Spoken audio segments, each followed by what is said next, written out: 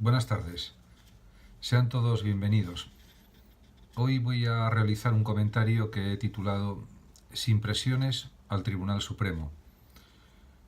Puede parecer un título excesivo, exagerado, pero desde mi punto de vista, como una opinión personal y también como un planteamiento crítico, me parece que tiene su sentido o su significación.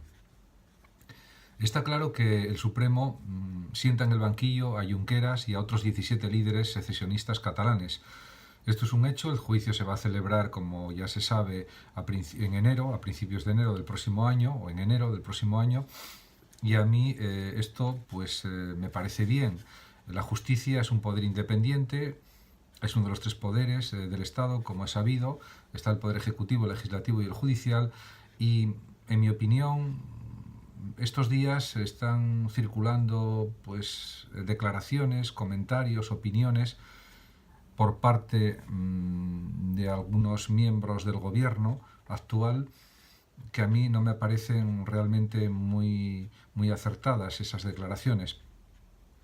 Por ejemplo, parece ser que se vincula el delito de rebelión con el uso de las armas, como hizo Sánchez, por ejemplo, el miércoles en el Congreso, y el PDCAT, por ejemplo, lo celebra, ¿no? Bienvenido sea.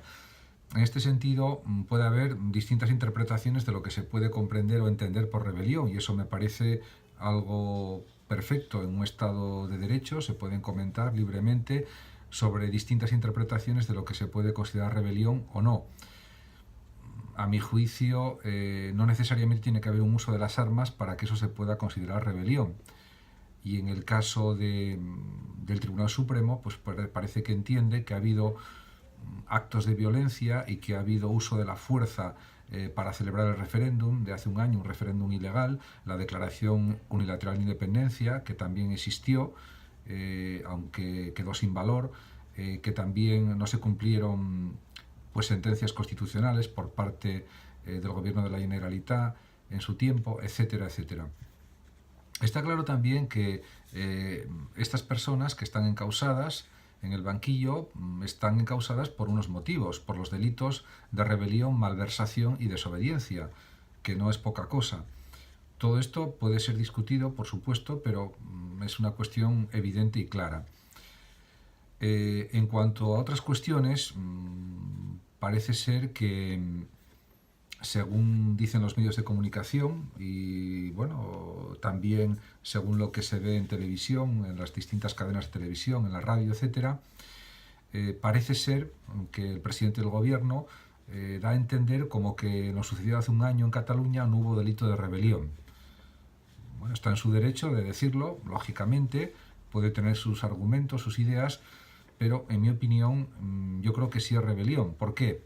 Pues porque no es necesario que se usen armas o muchas armas para que se pueda considerar un delito de rebelión. Simplemente el uso de la fuerza colectiva, de la fuerza física, de la fuerza verbal, etcétera, y otra serie de actos ya suponen un uso de la violencia. Y en este sentido yo creo que el Tribunal Supremo sigue este planteamiento o sigue esta vía, a mi parecer. También es cierto que parece ser que se ha comentado por parte de algunos miembros del gobierno o de algún miembro del gobierno que las leyes deben adecuarse a las situaciones en las que ahora nos movemos. En este sentido, está claro que para aprobar los presupuestos del Estado se necesita ahora, en la situación política actual, del apoyo de los partidos independentistas, pero eso no justifica que haya que intentar reducir el delito de rebelión a sedición para así contentar y que voten los presupuestos. Por supuesto, es una táctica política que podemos considerar legítima y que es válida, pero claro, puede haber una serie de interferencias con las decisiones que tome, por ejemplo, el propio Tribunal Supremo o la misma justicia.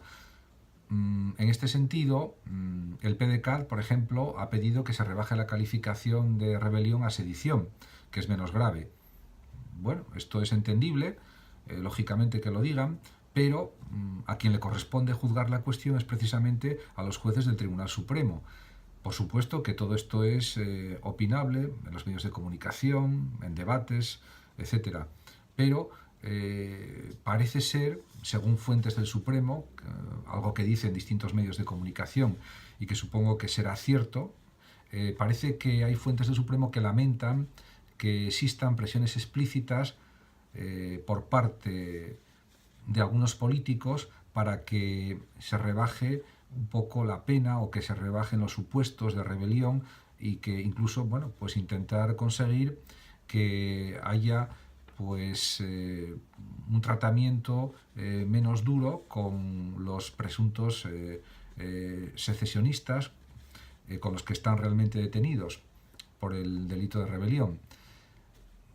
Claro, que se piense por parte del gobierno o que crea el gobierno que el delito de rebelión no es aplicable a los presos independentistas es algo que claramente sí se puede argumentar y defender y afirmar, pero esto da lugar a una serie de peligros, como que pueda haber, por ejemplo, por parte de la opinión pública, juicios paralelos, ¿no? Como que el Tribunal Supremo dan a entender que es un tribunal más bien conservador y que está aplicando de forma excesiva el Código Penal, el artículo 472 y los siguientes, etcétera, etcétera.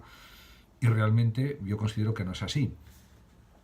En este sentido, a mí me parece que se deben respetar siempre la separación de los poderes y dejar trabajar a los jueces.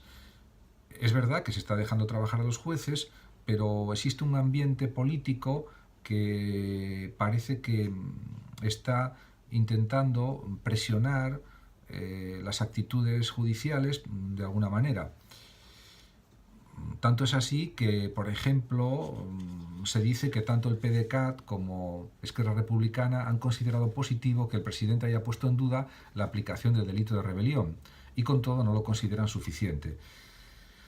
Bueno, en este sentido también hay que reconocer que el propio gobierno ha indicado que no se va a dar ningún tipo de orden ni a la Fiscalía ni a la Abogacía del Estado en el sentido de que sobre en qué sentido tienen que ir los escritos de acusación para que haya plena independencia judicial.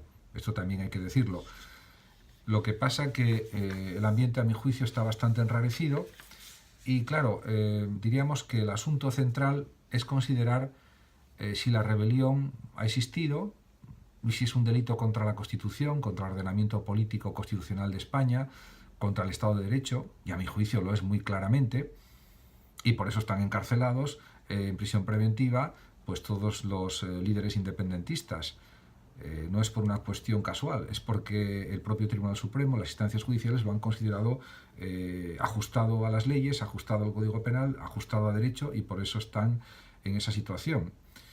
En este sentido, en el Código Penal, en el artículo 472 del Código Penal, se dice explícitamente: son reos del delito de rebelión los que se alzaren violenta y públicamente para cualquiera de los fines siguientes.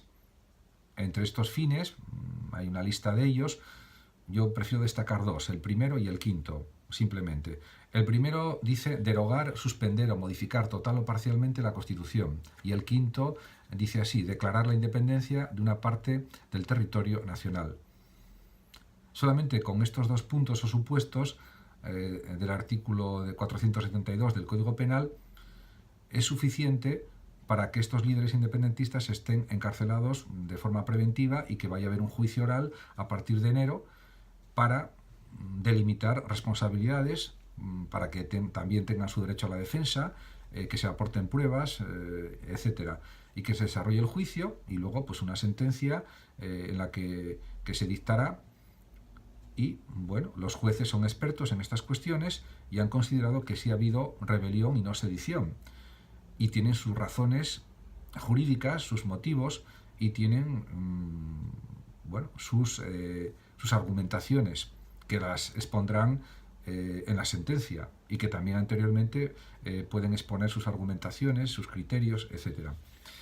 En este sentido, claro, el término violencia se puede entender de distintas maneras, pero uno de los significados más evidentes y más claros, si se observa la definición gramatical, diríamos, más utilizada, es que la violencia es el uso de la fuerza para conseguir un fin, especialmente para dominar a alguien o imponer algo. Esto sería una significación genérica del término violencia.